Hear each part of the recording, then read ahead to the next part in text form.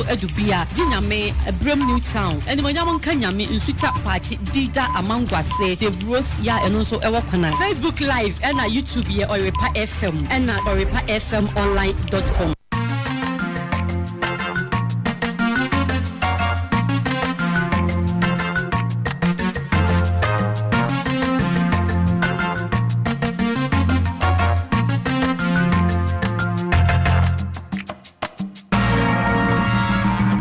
Oyerepa News. And you run on Siakasia brand Nedruno, Oyerepa 100.7. So, some brand, some about tree, a cobra, mine, yes, in Kunya, de air banana, and this Yamanyo corner still now, Rasta still militant, them not overstand. One more to a sent him, Yamia Udopi, our Ghana Hanomano. One more demonstration. I can see it Ninkutua be Elho, and whom some were Hanamo, Becking Kai at the Amamonium rain. Na na pa de nyamianim andi simraso yafo ade a wonu maya de womusi wonum etu montre so akọ abato komisa atraye kesiem wonu ni aposifo ade na si mu ya de ni mekire mo so Ghana mrahye bedwamu ne de efiri oba na anwumre yi ya de beto mo anim sikasem bi ho asem sore ne to ya tete so no ano na ekamese pani bi su na no tu mu a akwa fa mentem wase kakra ede aba aye chinde ena nwumre yedichirimu ebeba Emra sebedwam dom ketwa se eduru ho na wa ebe yi so ya mampanyi no wa mudu omunyi ni se yi Ghana mampanyi bia na se ye ora John Mahamo se eye na ado danko akufu ado wunim ne se wuyi aswafo buru edioso anya de a wa mo ebeboa amasa aswafo no odo ono mabeya adwuma Krobon potam wonum abato mpesu ya odo ya ni nyina se krobo ase andi si agitafo ya kira no ato aso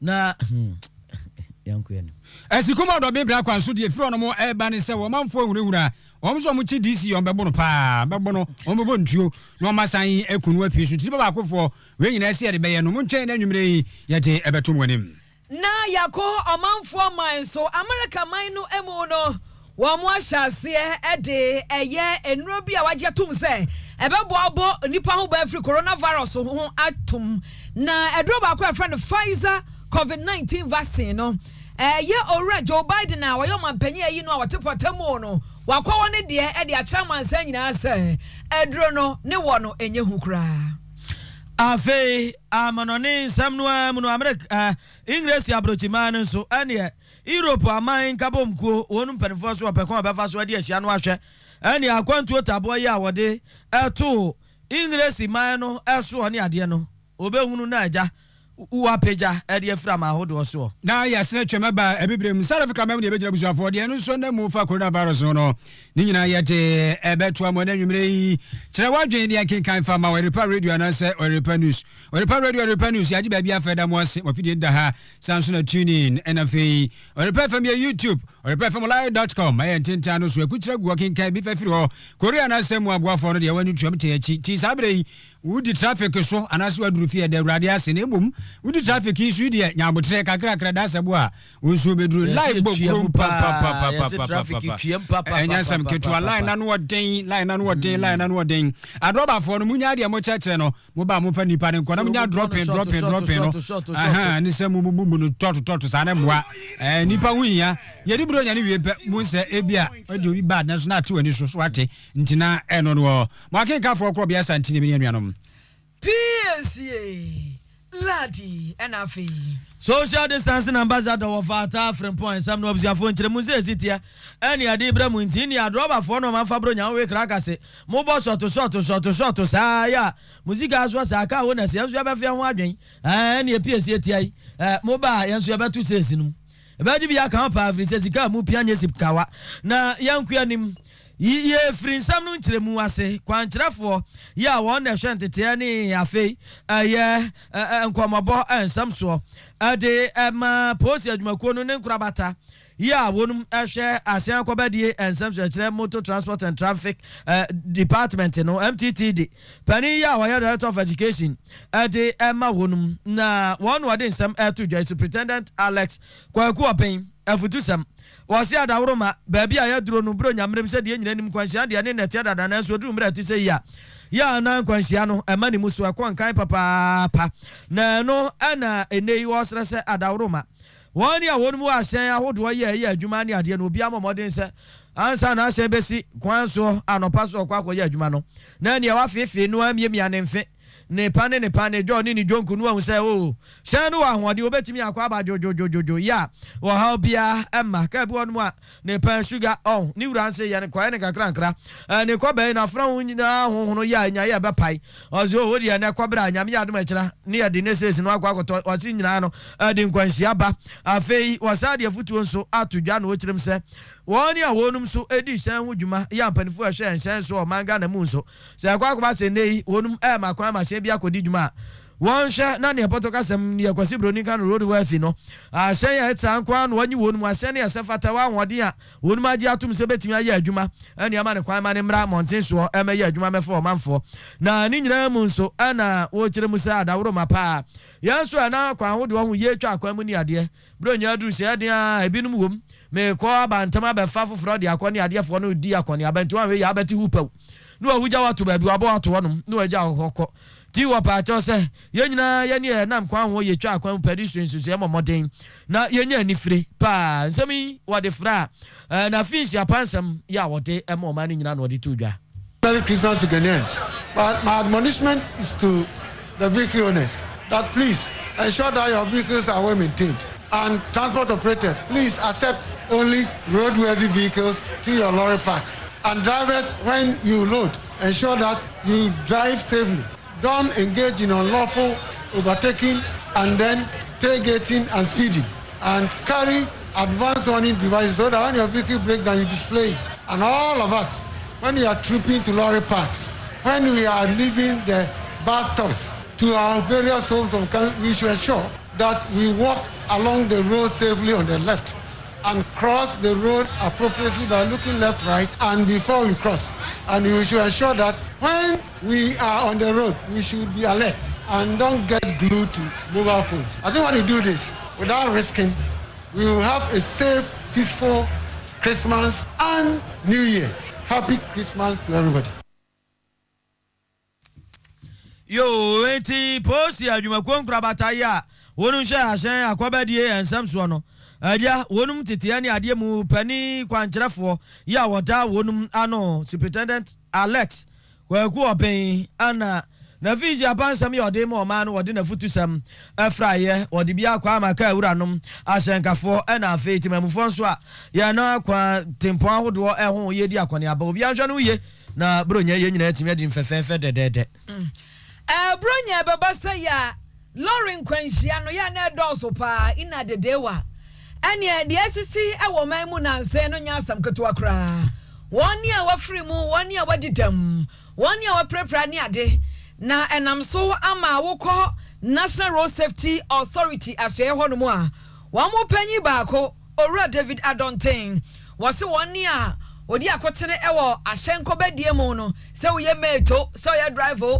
anasa abrebia be passenger no ahodaso ene bema e wose wo ye noma ebeboa ama Lauren Kwanshia bi ento se bia passengers wo mutika mu a e o metietie mu a no mu control driver na driver ya confused e bi so etimi traka chi kasa tentien toponkoi e betwe apotwe wo ka mu a nyankopon ani wo ho afofia na saneba asam kase bi asi e bi ono nso wo se ahyenkafo no styles odi gears ne ne eka ka ho no nyeso obetra ka front na phone yi ebo waforo ho na uyi course wakase o se sa ade ne nyina no emoa enti obi anhwe ne ho ye se de be obekọ asomdwe mu no asan beduru wa asomdwe mu.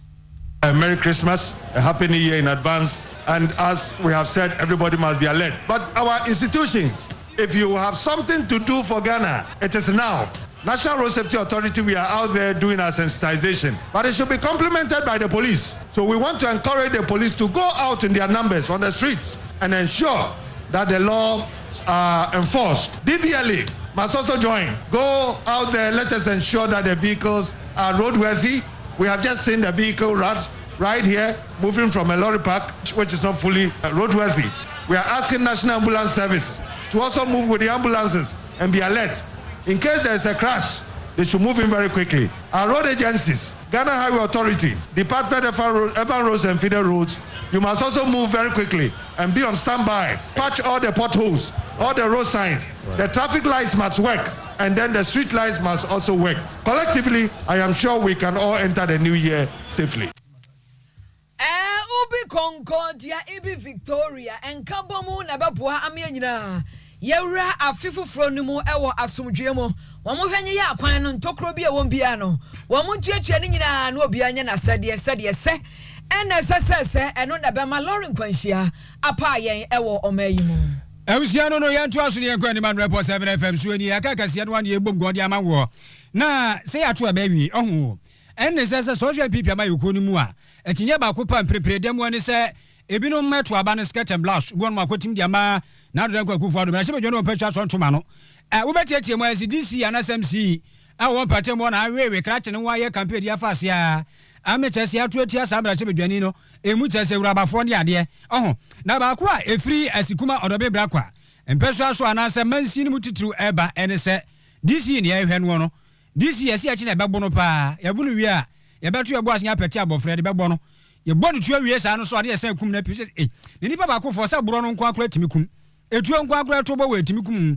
na nka mpese be sa kum wonti nko ano de bone no waye won patem wo na wawura bi ono na mo patem wo efra no kwaku apia de enim na acha se wo MPP ni wase IDC ena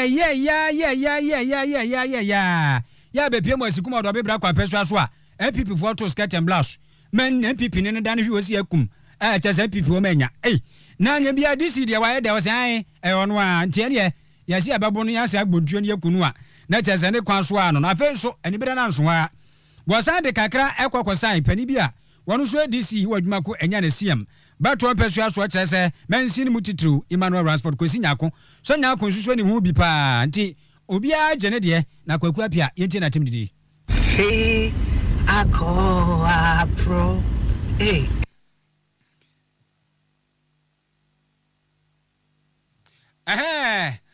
kwaku apia na no ya na no ya nti ase ne ne kura no evidie ni buafu evidie ni so ntimi ano ya no afisi apanyum na dia timi neba kwaku apia no ya dodo yenti kwaku apia na pito na ababu wo ba hweme na wo ba hwese wo so na wo ni wu ade ko ba kwaku apia na pito na ababu what happened? I don't want him to be following me. What happened? Who followed? What was happening? It's about the so happening. You got to DC, but shows that DC able. Mami your body man. Boss, catch him. Try to see some of them. Almost DC. What is this? Johnson now. What can country the say? Not doing it. What not doing it? What not doing it? We are what What not doing? Stupid man. What was that? What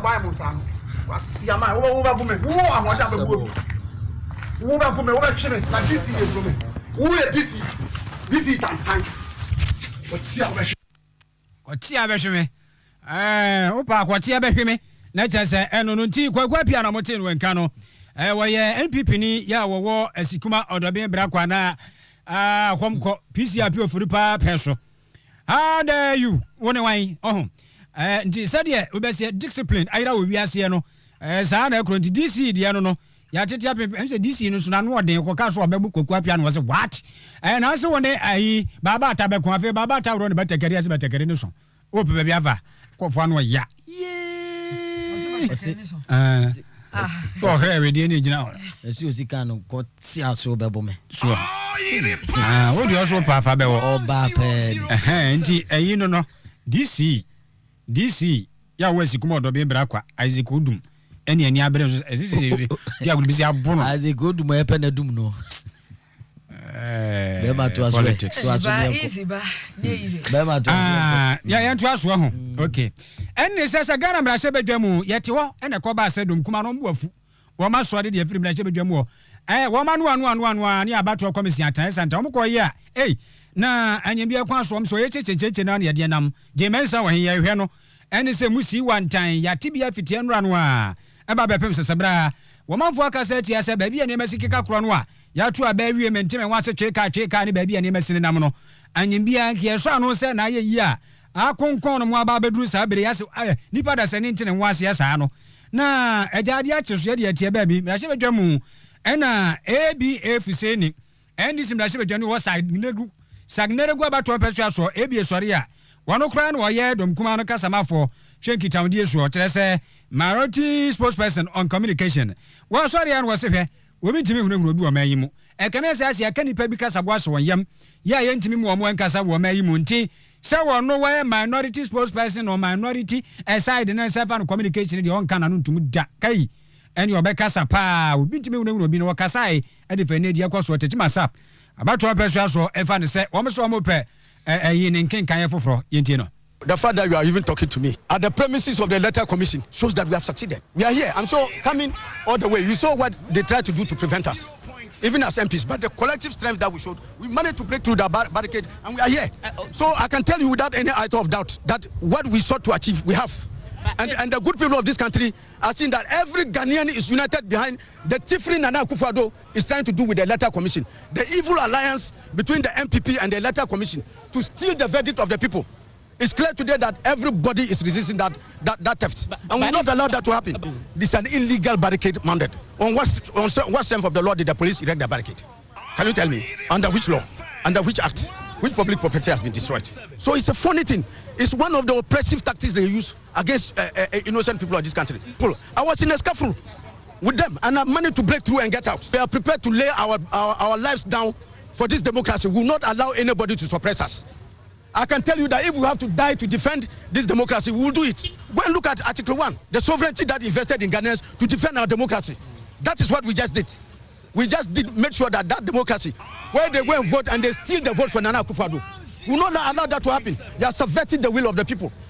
And we are saying that not even us as MPs, we are prepared to go the full mile to ensure that the rights and freedoms accorded Ghanaians are respected by all institutions, including the police. And I'm just been sending a note to the police that, you see, they should be worried because nobody is in power forever. The MPP will leave power tomorrow. Okay, MPP befra kunyano so tena.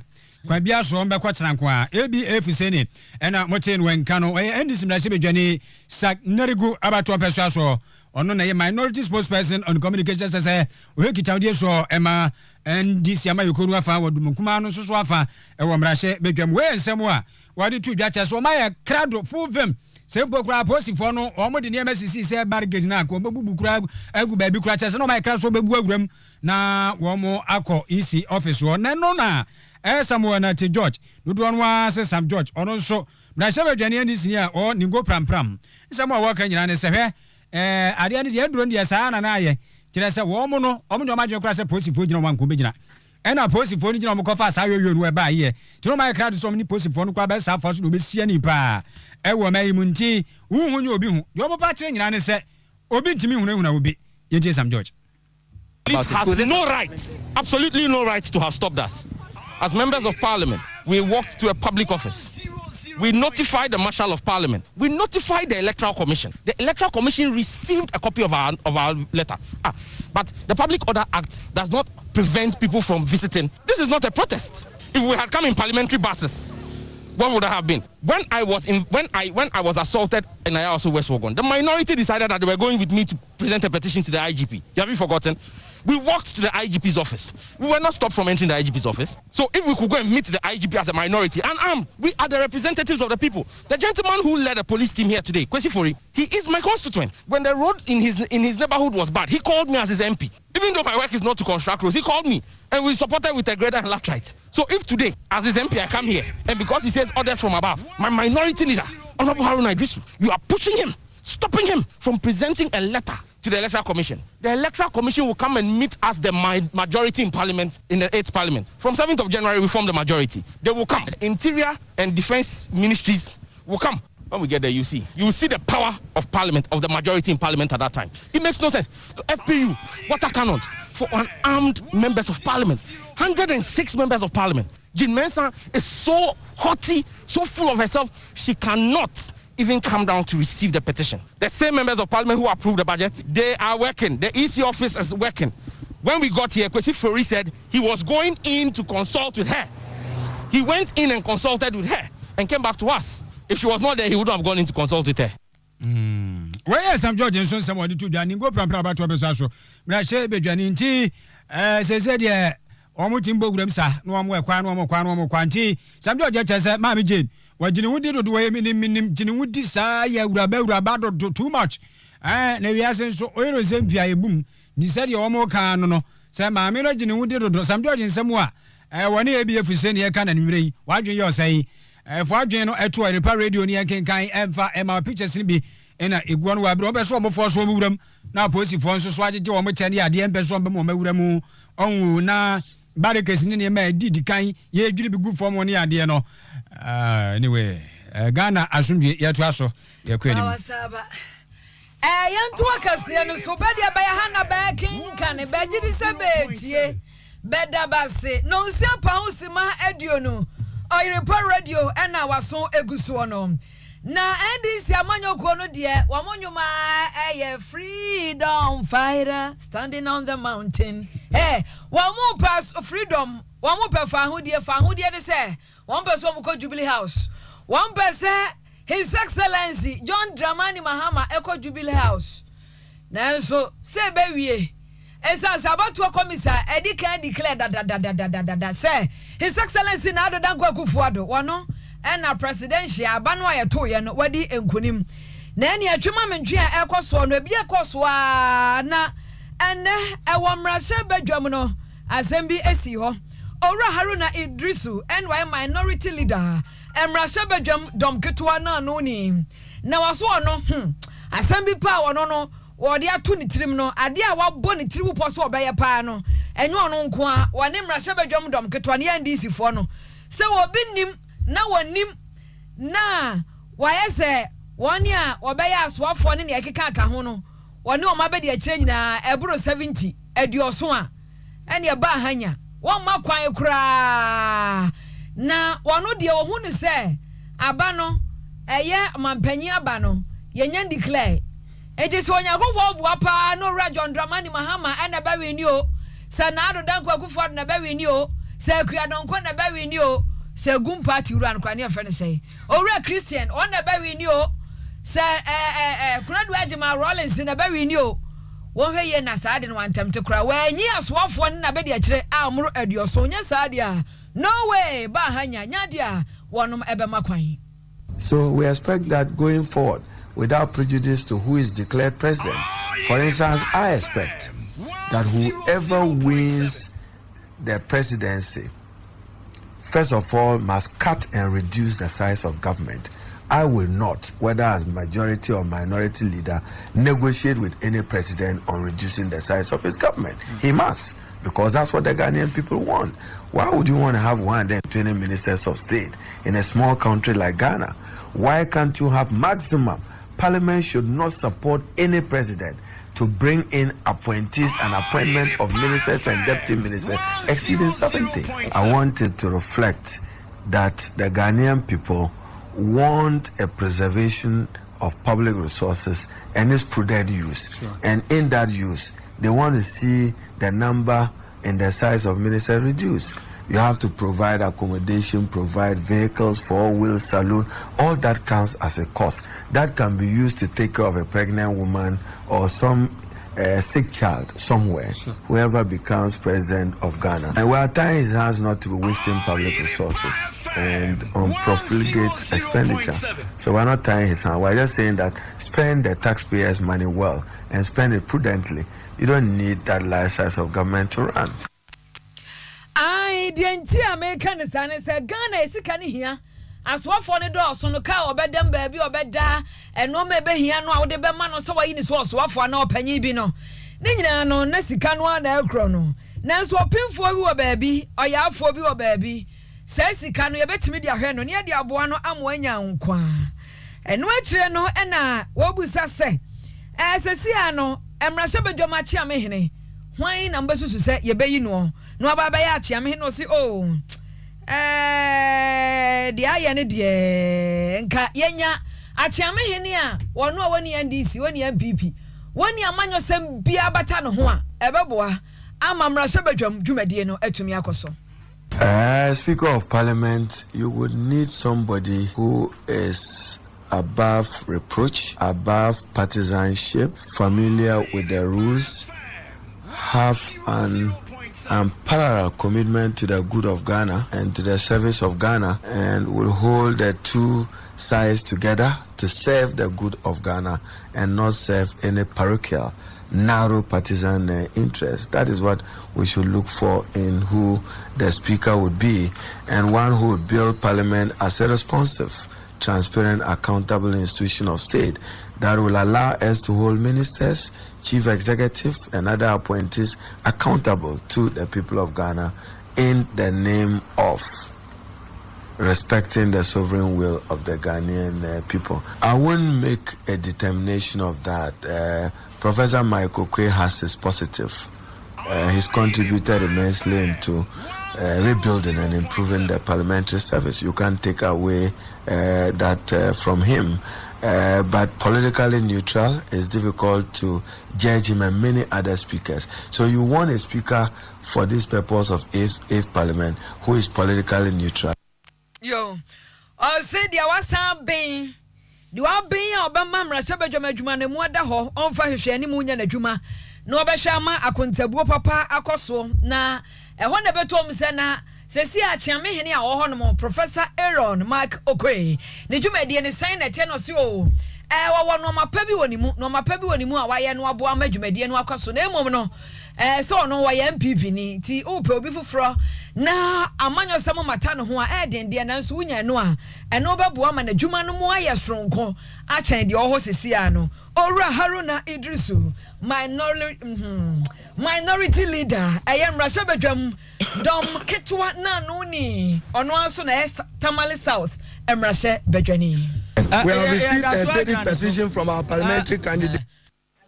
That's why Yura, how I do so. Na Yamian pass and now shut the Amrasho Jafo. Yapa, no Abisa was say, Tianabia.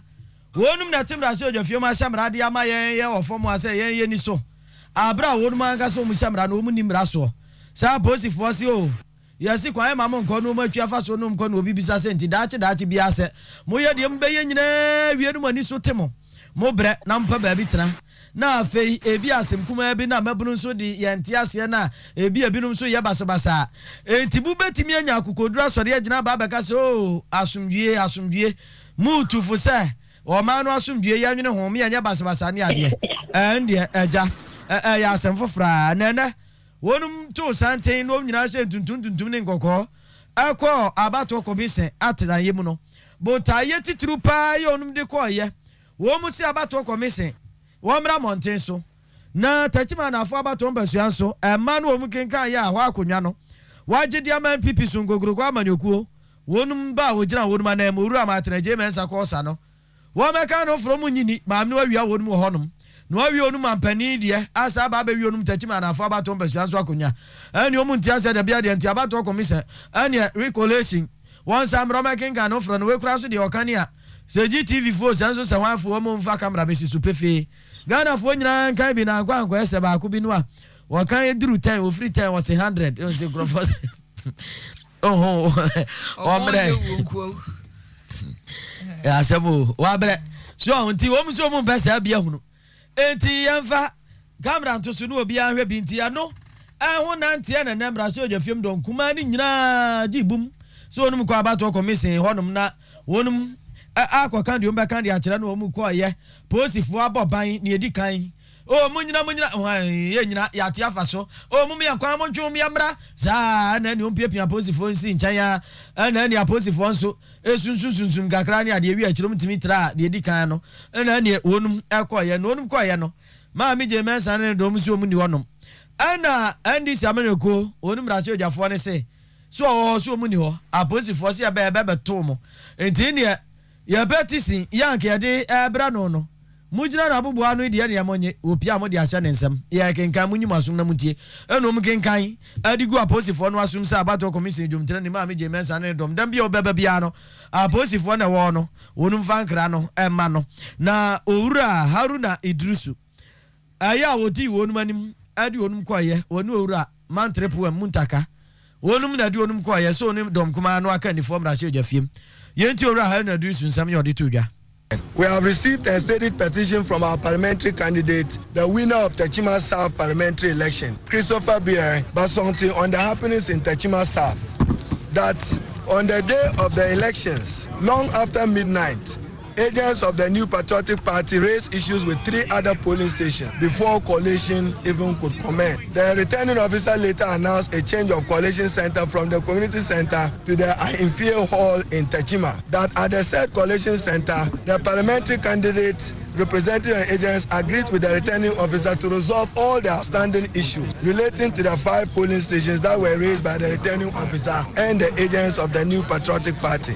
That during the discussion, there emerged serious differences between the agents as to how to resolve the outstanding issue. You note, as I have stated, when even the General Secretary went to Techima and demanded certified copy of the result statement of poll. We since up to this day do not as a party, Christopher Bear as a candidate have any results. Yet it's been added on unjustifiably and lawfully to the New Patriotic Party to rob us of our majority in parliament. We are demanding that pursuant to Regulation 2, 3 and 43 of the Public Elections Regulation CI 127, all results of polling centers for Techima South be certified, collated, aggregated and declared, and whoever wins, let that person be the winner.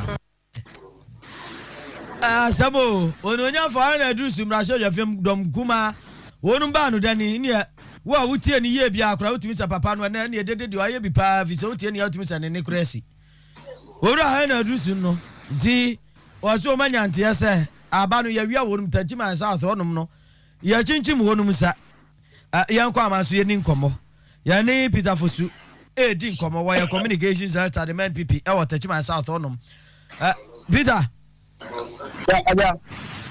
ya mo ajuni akwa abai me do so afisi apanso afisi be sale ho nkomo we di abepese ya ni mu amu wo fom ho no no Techima South wono ankasa ana ebedie NDC afam no ana owura Haruna Idrusu Tamale South MP wa minority leader wode nsem ni nyina to dwa wate waso omunya ntie se wonum ba no mde ni koye no bayire ya wodi nkunim no mofa akwan bi so ewie mo chinchim ni safi abato commission ababeje edi amamo na anya bia yemisa edia obia anko anka no kura na nsu misa obia wodi oso nyam ntie bedi bro nyanti ubeka no kura mu wi awo mu ho aja wuti mamuni kan chewa ti for wate ayo na men kan chewa ma Haruna Idrusu ni anti for baya Ghana anti say the noise of a frog cannot prevent an elephant from drinking water. The noise of a frog can never and ever prevent an elephant from drinking water. Abonjira ni de ntimi nsu osono kwan so obanum ni nsuo. Ya de osono banum nsuo. Enti medede abeyam entimi prevent honorable Mataje Mota kwata so be MP. Nyame ya ma 7 December January. Enough is enough. More at the Asama court dey yamu. Aja parliamentary election. The presidential and Supreme Court would be at the Supreme Court level for another one. So parliamentary would be at the High Court the Exoko. More issues when you know more demonstration here and there. I have for Kamuntie, Chrisaka for Kamuntie, Asofo Kamuntie on the 14th would go to the High Court. Yet then you know someone court. More for open city bra. Ne follow 17. One more with the evidence. When the evidence is not what the court no wa with boa. Straight to the money club I won na. Peter Jino. O just NDC for no a Womudi assembly court on the 14th, no. Yes. Maybe so pink sheet, no. Drew 17th, no more say. Omuni evidence into Oma. I say assembly of the court. I just ask them. This almost take it for buying or whatever they want to withdraw the case. Nanya Kabada no Masaba Mountain Swab minority MPs now march straight to East officer. 30 miles south seat, no specifically. 30 miles south, Diana Kwa dear. Wamra Bonte so no making can offer no Ubia Tibi. Aya, I didn't make me what after how do I use to office Christopher Byron? Sir. Nobody court on the 14th. It was Friday. The following Monday, I working there. I 17th. But the call with no case. We do from them. So the back and I am not crab here. I don't have a court on the call with boy. Now, straight to my mayor, straight to every claim result anymore. But we are very far on necessary notes. Why high court now? So if in perform like this caliber, that's a Benny Bratois, send all kind of, then we have a problem as a country. We have a problem. Peter, I won't just say, you be so pink sheet in home corridor, and I know just say, pink sheet in home Nibia, and I said, yeah. What the make say? Samuel, you miss almost say, but I said, you almost have another agent for another. What my agent, never make us a full election result I want at the police station level. And to each area beyond the Samuel, who are polling station agent to a who are pinky. Your 175 polling stations over her. There were 32 electoral areas and there were but I want them to show you. And it's a one pinky. And I will calculate why in the Bobo. What would you have been to be a match and they must support any IMA? Bring your pinky, take the matter to court. Now, pink sheet, you know, Nina. Diana, about to commission and my pink sheet, you know, or my parties in me and Union and I said, but my party, party beyond what represented the Kobiano, you are entitled to a pink sheet. But then you never quite combine if you say, well, I question as a pink sheet in one some. Say no na ya dia man DC for so benyo senso sadio say about to commission no edema amanyuku bia dia na ne ba da ne akase ho a den dia mo no a omu kokko to bisa pension to omu nya bi omu akwa draw case I just talk about the money so be so mo that and the best so be so because agents that we have all our pensions and the pensions we now have and PPSI and DCSI and somebody for to be here you bring our pensions to defend the entire matter, they must support and to obey you know. Or one can say agents now more next time. Young share the essay. And you must want to be a difference. No, touch my south constituency one. Results now easy declare no. Pink sheet no. Woman, dear, Oma and Yabi, touch my south or particular no man ya pink sheet. Mumu Yabi, MP before Munyabi. I don't want to buy and your madam, I mean to be dressed to me and Yabi. That's about for agents and agents about die.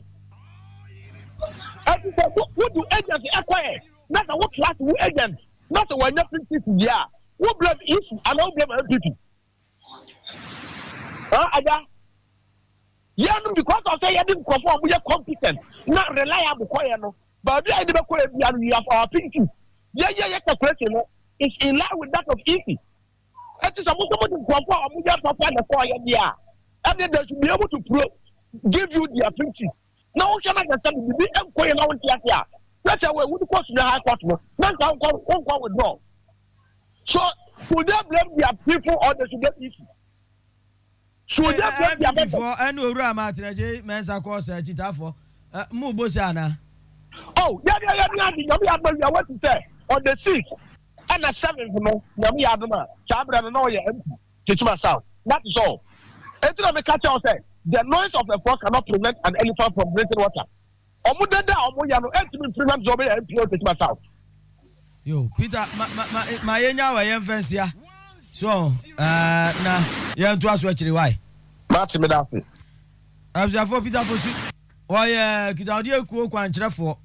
Emma NPP Sungo Kwama Yukono, I was Techima and Afaba Tompes Yanso. Yes, they say, Wako Yawan Sam, Amadom Kumano and 1 2 something 2 mountains or I call Abato Commission. na tra yem ya mu nsam ne ade ya de bebre sumu ya kwa ni ya ma ya kwa Ghana mra chebe dwam sanu so saware paka se no asugu awe 100.7 FM na Facebook no edamu papa eno ntina eno no ebusia ya to aso ade na chesa ya hwe mra chebe dwam asetena ai ya na dom kuma no pani ba ko odi mu ntinti ma pa ya fra no John Abdullahi Jinapo chesa eba ndi sia wa ikono afade a wono so bo no me se yapo nsamo wa ka nyina nsa aso mai sabe asundwe sese kura binim asundwe ni mayi mu kura na ba sa so a na atwa ma ni mpuntu ko nachi ne ntia wo ka ne sa ene se ase etuo nyi yisuo bi bobbo ba ase edoso bi na ya ta wono no kro gina no sabe nani so ti sabe ni fo mo na nsi fo mo a ni fa ba bi no ebe ha adwen pa what ase kikan nyina kura bomu a ebe sa 11,402,280 pounds 11,402,280 pounds gani mu odu ye to a we ba bi te say import VAT sanso na import get fund ye frɛ ba ko bi sukura no exim levy enya no nko ye si NHIL bi so ho ena afa ye to no do so pa he to so ya se sisi wa ni to mu to ene sa aban sa no nti ye wura John Abdullahi Jinapo se aha so man yi mu pa enwo de panimfo ni hwe ni ye na bibi ya kaka papa no enye grada na ahyase so kura no o mra hye bedwam fo se ye yi tuo bi firi nkofo ne ma bi so a ba ne sa emfa ahoto bi a ma man mu sa That is important. You said that there is political instability in La Côte d'Ivoire. So we must do whatever as members of parliament to guard our constitution and do what is right and proper. Yes,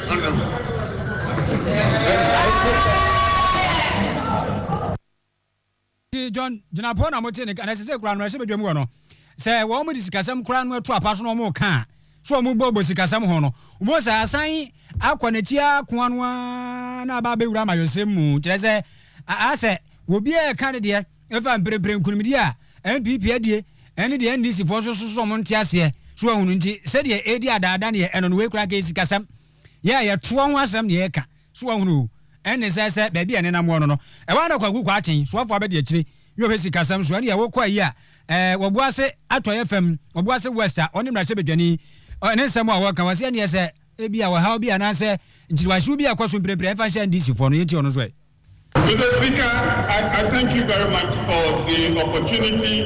I recognize the point my colleague made. It's important, Mr. Speaker, that we achieve the peace we want.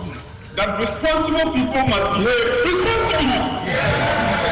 The way to achieve peace is not for people who have lost election to pour people into the street to cause men. And if we are seeing instability elsewhere, it should be a lesson to us that in Ghana we must do things decently. I thank you, Mr. Speaker. Order.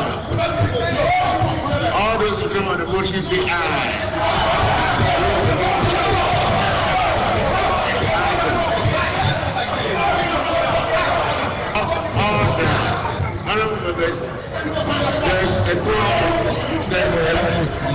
There's a call order of business which we have to do. Honorable majority. Next item, order. Yes, honorable listening. Yes, Speaker. We can take the motion for the adoption of the resolution listed as item 14. Item 14. Nti mrahye bedwam de ebie no no etwa gu pa se isikasem kra ne de beto no ye dada no a na adan ya mayo nti eni betie no uti se speaker sorry ye no se mo amota motion no akire no monka se ye ndi a chasa ye no ne kai mu ti yo za ndi mrahye bedwam enkomo bi na etwa gu yi yo badia ba ya hana ba king kane bajiri se betie bedabase yes from live ewo Facebook so Oyerepa radio yamamu nyina fishia pa afi eya ne ba ne na wo eko afenko emetu yembiew no se bonsima aduanai miensa digital address AK01A7090 ewa dumbo sheba bro sign so any stream live free mutai gaba yanko animu ene ndc amanyokuo no yenchele obiara emfinfin mantemu central region ogwa Cape Coast honso wamu kwa demonstration ni bi na demonstration wa ye kire no omu ye tia hwan ni o omu ye tia madam Jean Mensa a ebinum kan je Mensa no eye abato komisa say still no baby omugina no omugina rasta still militant them not overstand wamu ntia siesa ansema ameno djuma na odi no is a Babylon thing eye Babylon djuma no aye no ade no wanya no maniye wakika no mabia bomu ma his excellency na do danko akufuado asa awe ni bia untie ne de nya de a wono ebe ye kura ebe chele kura na enu mu no ana owura kwaku Hagan wono na NDC amanyoko no odi wono manim demonstration no wodi ntintima wa NDC mu pa wo yesahwe watetiti nsem bi ni NDC 40 nsem bi wo wono masoma sa hunahuna bi na MPP fo ne aba no pese hunahuna wom na so hwe bansoro womu nsoro bia na nya no na babu womu womu kutomu die mu a de womu prehwehwe no eno ano mbekoso ahwehwe ekosi se womu NDC fo wonu benya. This government cannot intimidate us. What you want prevent here and there? Yes, for demonstration, I hear you from South. Cape Coast South. With my prima, I come to the man. You will follow what the mother here to you. President Mahama, all in concede defeat. Obiara on keep hope alive. Now, you come and me over here, over my hand. The better I say, what I say, NDC, what I should be, what I should get goes out to them. In the news, you got bad, and you wash and you again the double.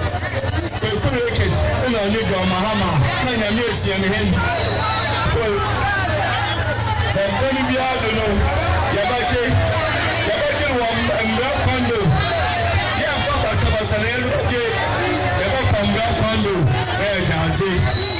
Say, they hear that, Obia.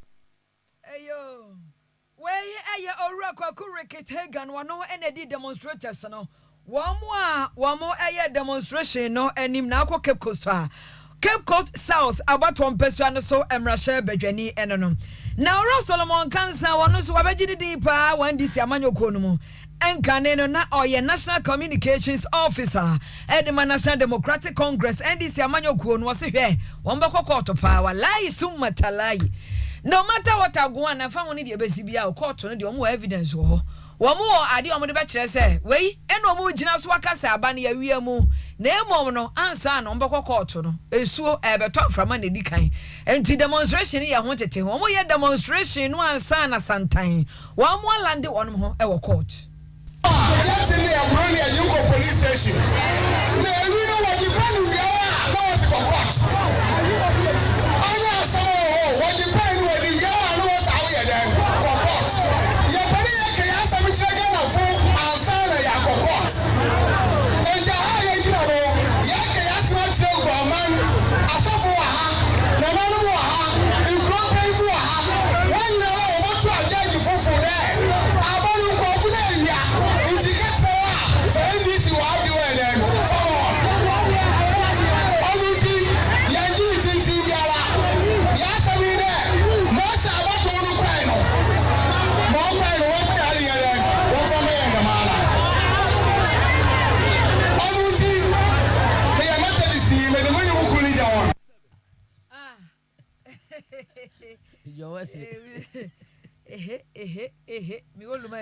Nana mane ntonyum no.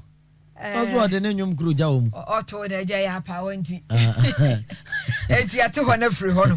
Enti no Ora Solomon Cancer and National Communications Officer at the National Democratic Congress. Benchinia kakra NDC amanyuku. Ebi auto trust and obey. Yankwai.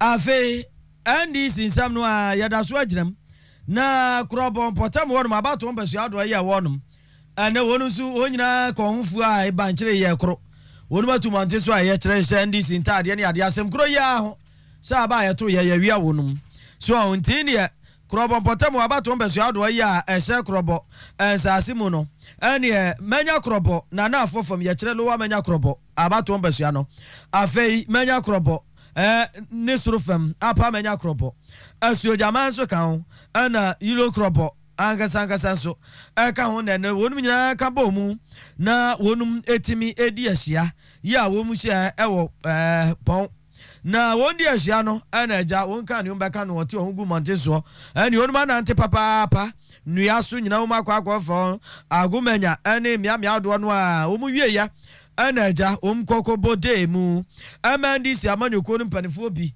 ane wonu baba okomode nsamba tu wonu manim na andisi amanyoko mamu ni nyina wonu mabunu dom piafo e kire national youth organizer ora George Opariato woko ane wonu kasaye yentia legal, legitimate. There is nothing wrong with demonstrations. And a man will be to what end? Any person, you actually have demonstrations. The answer, your woman will say, you actually have results of demonstrations. We are started as a political party here decided here. One of the rights I use to protest injustice here is it's true demonstrations. Nothing but demonstrations. Another demonstration here, I say the protest area, the petition, electoral commission. The OCA, you do, but the FSA do never do anymore. The future, I am the Emma Ghana, Fona, or my voice, NDC.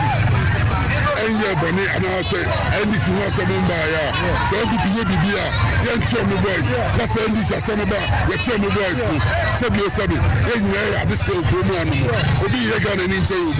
The future of the moment is NPP, Omonka, many will say, Ghana this year or trip, and the two account, true election violence. Our police for, and the NPP for, Aquapolis in the way. Peace Council, now, Reverend Asante, NDC Assembly, demonstrations are here. He's found his voice. I'm finding the voice. The hypocrisy is getting too much. So Reverend Asante Asewhan, yo. Abjafo ya kwani na George Parado wano ye NDC amanyuko mamunu nyina mabunu dompiafo National Youth Organizer chitafo ni binsu ni yentie no mama no place we want the declaration to be changed once again and to declare for His Excellency John Dramani Mahama as the president-elect for the Republic of Ghana. No peace. No Mahama, no peace. They still have so we want John Mahama to go once again bring peace, stability and development to the country. Akufado wa wini patapano oyano onfarite kolano suntan.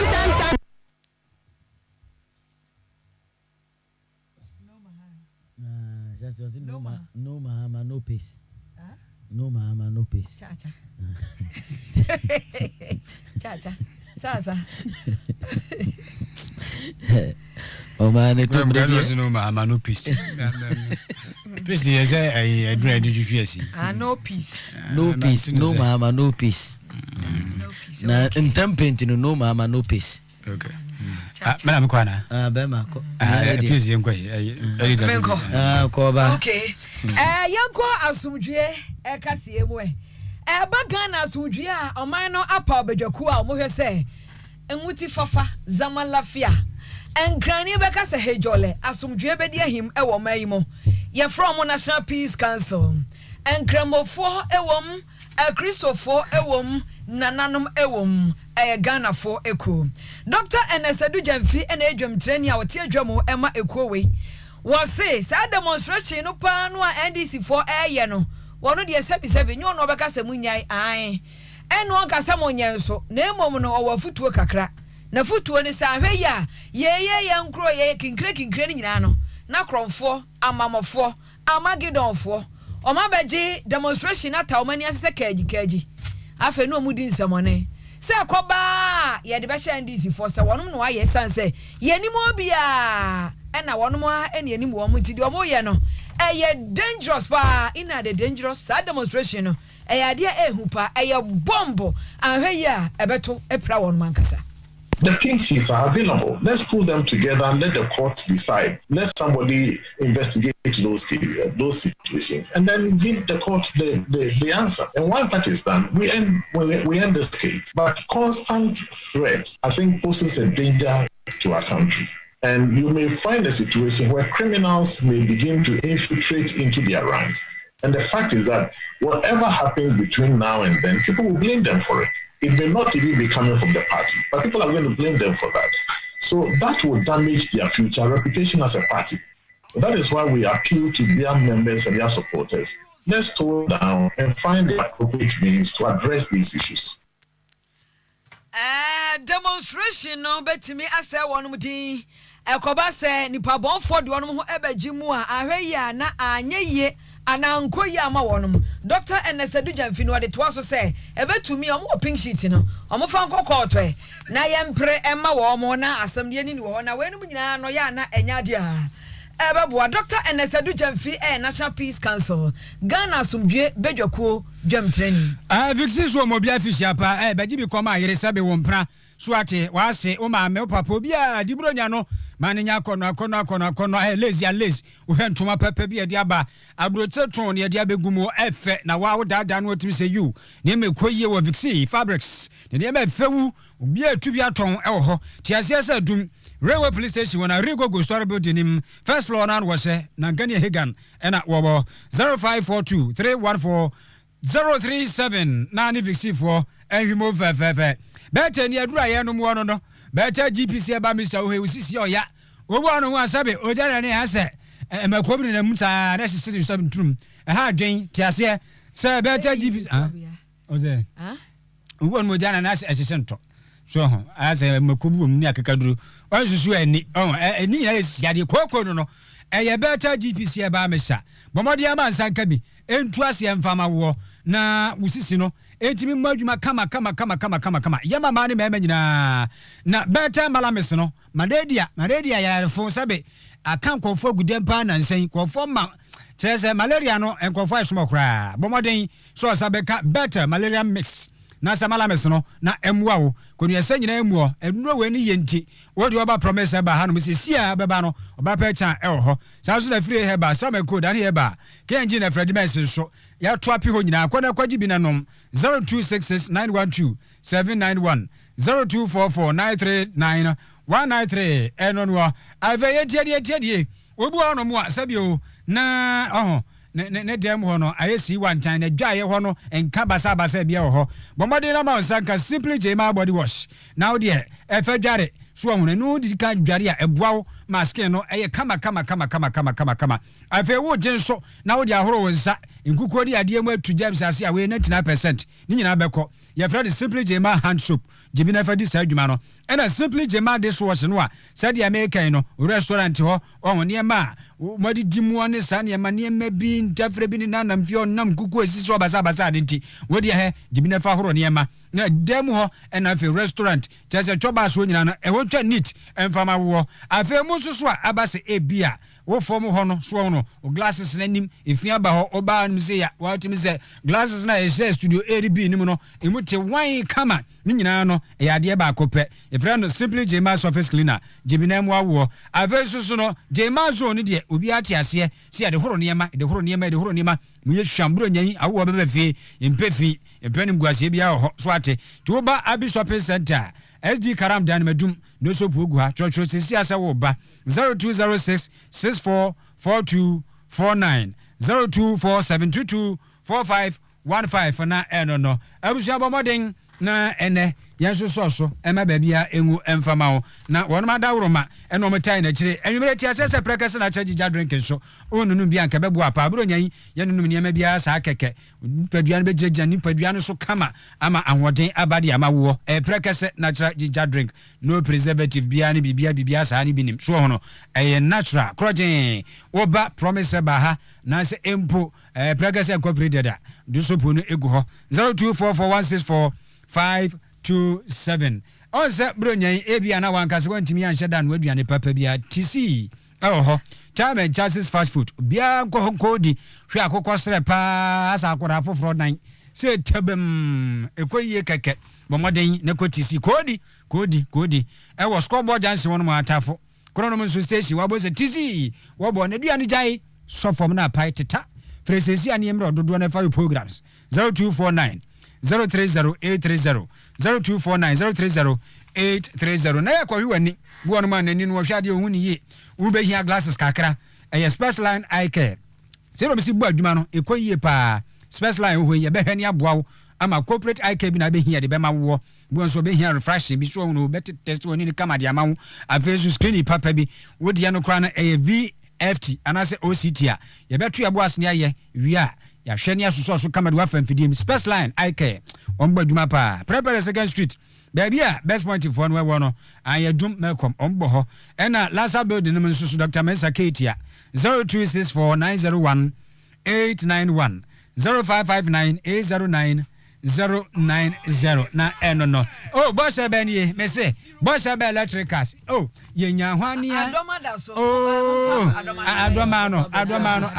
adoma na sha no yebe nya hwania obeba boss eba oh me say bro nya nkonfo be di amana ye de enkania akori na odoma no wa be wo so editor wa wo so adoma na da so no alefo ya tete so se wa mai wa wasem mo so abedi edwa ai Jibrane ba jibi kwa na fa kwa yo programs ubi bia se bro nya ba bia ba ye de onche ya ye ka kirew adoma na da so no e krogen we shibini ye ka cho se bia no ama ntem bro nya twam wanu ano ne de be ko no ma price ha boss ba we buruta boss we na kira kwa wadum boss ba plaza ha ne no anhwimom 0541125339 0322030838 ve abusuafo ya hwai ya de ba we ya ne sa na so ame say ade atuma nim say assembly members wonu tintin krata ade aba monte so my Oyerepa ne yakura yeso bi owiem kenkan kyerem so musi nya kropon ya adoma kyena wonum kwa akoto aba e wo mu aban krata pani MCE wonu nyafo bobie buahen eso na onkyerem sa papa no yeni ni mu arihemu aba vote of no confidence ni bi na wo kwa akoto nso nyame ya adoma kyena na so anwumre yi Oyerepa kase krata ya yensa asa kura bi mu twitwe kyerem say nyame adoma kyena ntentam enya maso vote of no confidence na maso na yenhwemu ni antia na kyerɛ sɛ MPP amanyuko no akuku dam ne titire bi pa atu ona asi asem num ya wode ho agye muti vote of no confidence ne de lalai nya de ba so nti sɛ nyame adoma kyena assembly meeting no kura ba so ande onno ma assembly meeting no mko so na sɛ aba to ne be ba so vote of no confidence no nya confidence enti no mo agya mo hwe akwan sɛ honorable Dr. Osebo biebu ahen ke bia ye beto aba ne yatu no monyimani apaska se bibia nsesa de ade ate ne ye sɛ apaska okay moto petetu America man no mutawo wo mo de aduro bia ba o se aduro no ebeko na aboabo ho ban afri coronavirus ho Pfizer company a friend Pfizer for maduro no na panie na yei na omampanyi ayi no a wote patamu wa America owura Joe Biden television camera se etwa no ho ahia se ane nsamtwerefo wagye ne de afe so ene oyo obi a onsro panie sanse obi a manitua no o wa ne panie obetime titu ani ho nyina titu ho nyina be ma pa na so onde wagye ne panie ne bre o no se hwemu hwe edro no apanie na amusuro no ankrofo keka kansam fa ho no na magye me de no nke yewu asanka bawu onko Trump nso bia aha enti eno no oche se nyo no nko ankrofo dodo no awobi na eno no oche se Donald Trump aban na wase de abasobo ema no esanse ye ne modern mo na amasa edro we etimi abaso enti abakosam mu no ye monidi sanse coronavirus ba yi wa sia da o de dada o de dada no na Trump akase meje peso de dada no so akonwa so yes nipa mpeno kuro de tense munim se vaccine na ho all this wa America ko dia Donald Trump na no mo pere no magu ase dada na chese wo no o mo tinka Donald Trump no oye novel e new ti o so mo ye trials Donald Trump na no mo pere gu na ni mo ase me de no pere no pere papa yi ko ya ye tu na de so ato abetia no na vaccine aba dofia agwa ase mbre na nso no okay yo and yeah move over not Tofia be take over or the cross over and say change over me say watch me nu na egba na watch me nu na egba me ntiase ana na bia watch si ba ku koja ba yanko de etu anim na hey Yo. Domino's for biscuit. Already assume you come. Name mom no. Yenya de kase ebra mo ye me. PSA. Ladi mene. Social distancing ambassador of South Africa na afi bema. Akura bia asante. Ya dam nyina ase. Okay, abusiafo ofan adu so no.